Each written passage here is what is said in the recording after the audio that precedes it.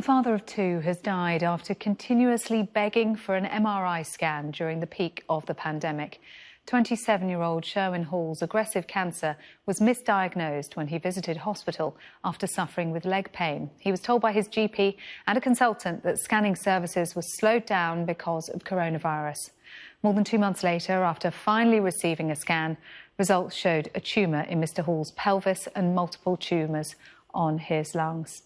Joining me now is Sherwin's wife, LaTroya, and Professor Pat Price, a leading oncologist and co-founder of the Catch Up with Cancer campaign, which is helping and supporting families like LaTroya's. Thank you both very much for being with us. LaTroya, firstly, to you, our condolences to you, and thank you for coming on to talk to us about Sherwin. Let's go back to March, and he was suffering from leg pain and he sought help. What happened? Well, he was seeking help, and he was going from his GP to A&E multiple times and just pretty much given pain meds. He was misdiagnosed with prostatitis, upper flash, an STD. At one point in time, they even rushed him into surgery thinking that he had an abscess and put a drainage in him, still not having given him a scan. So they took him into surgery without even as much as an ultrasound. And they put a drainage in him, which we later discovered they drained directly into his primary tumor, and he had a continuous tumor leak for the rest of his life. And he knew all along that something wasn't right. He kept on pushing for the scan. He would cry in A&E to the doctors. He would be screaming out in pain.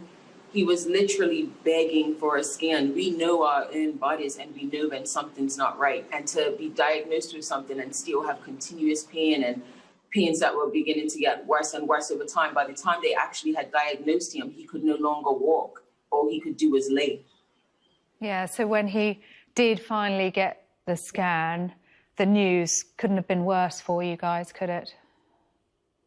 It was the worst news of my life. We had just had a baby. We had plans. We were supposed to grow old together and do crossword puzzles. And in a 6-month journey with such an aggressive cancer as he is, if they had found it when it was 5 centimeters or less, his prognosis would have been 20% higher. And we never went into this saying that we would be able to cure him. That would mean a miracle, and we would have been blessed if that would have happened. But it was always about prolonging his life. And he would still be here today, right now, if they had diagnosed him correctly. And do you believe that the coronavirus pandemic played a part in the delays in his diagnosis? Definitely, without a doubt. That's why I'm here. Like, I'm grieving, and I'm choosing to do this now because I want people to be aware, and I want the government to be aware and see that there's folks in the system, and although they're saying that we're back up to the levels and the standard of care, it's not. Sherwin had an issue 3 weeks before he passed because one of his oncologists had to be redistributed for COVID. Everything from beginning to end has been a direct result of the COVID-19 pandemic. Professor Pat Price, for anyone getting a cancer diagnosis is terrifying, but in the midst of a pandemic, even more so, what impact has it had? It's been awful for patients, and my heart goes out to them, and well done for LaTroya at this difficult time speaking up. This is easily the worst cancer crisis in my lifetime. Services have been disrupted across the board, right from presenting, screening, diagnosis into treatment. Macmillan Charities estimate the first wave, there's at least 50,000 cancers out there that we've not diagnosed. And now with the second wave and possibly a third wave, it's even more. And we haven't caught up. And the more we don't catch up, that backlog grows. And our problem is that then when we can get to these people, because the services aren't all working, how on earth are we going to get through this backlog? We went into the pandemic chronically underfunded, and now Jeremy Hunter stated, even when we're up to normal, it'll take 2 years, going at 120% to catch up. How do we expect hardworking staff who are exhausted on the front line to solve this problem by working 20% harder? It's not going to happen. So we have to do something. And we've been calling on the government for months to do something about this. We were very disappointed at the spending review just last month, when there was no ring-fence money for catching up with cancer. The word cancer was mentioned once. And we just don't think it's good enough. There is a disaster unfolding here, and it's not fair on these patients. So we're calling on the government to do something and act quickly. Frontline staff have solutions. They've presented them to them. It's not beyond. It doesn't have to be like this. Nobody wants patients to die. Nobody wants to sit next to the bed of a cancer patient dying that doesn't need to do so.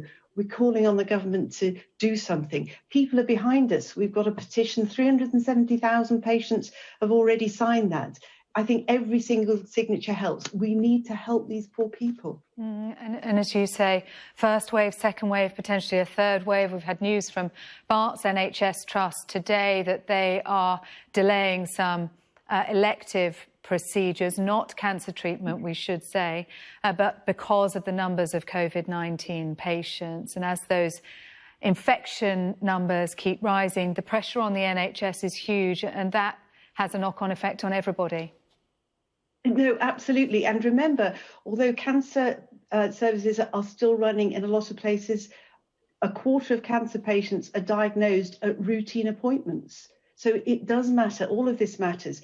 And the frustrating thing is, we were telling the government this as way back as far as April. You know, you have to do this at the same time. Yes, COVID is a difficulty. They've had to deal with COVID. They've had to deal with the economy. But cancer doesn't wait. There's a study out last week, lots of studies showing for every 4 weeks delay in diagnosis and treatment, your cancer survival can go down by 10%.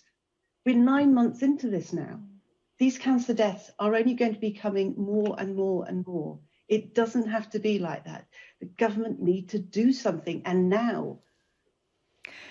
LaToya, for you, you got married just a few weeks ago. Now you're in Bermuda for Sherwin's funeral. You have a little baby. You had your whole lives ahead of you. And in the space of just a few short weeks and months, that was taken away. Yeah. Sorry, I don't want to get upset. Yeah, we literally, you know, we were meant to get married in December, but once he got on the oxygen, we sort of knew that time might be running short. So we literally got married a week to the day before he passed away. And I just stayed with him. He was still himself when he passed. He mustered some energy, took his mask off, grabbed my hand and gave it a kiss. So I felt like that was him just telling me one last time that he loved me. And he told me before that our son Sancho has a really good mom, so he wasn't worried, but he didn't want to go. He wasn't ready yet. No, just 27 years old. LaToya, thank you so much for speaking. So very, very brave of you to tell your story so soon after losing Sherwin. And Professor Pat Price, thank you too for joining us here this afternoon. Thank you. The Department of Education says secondary schools in England are to be asked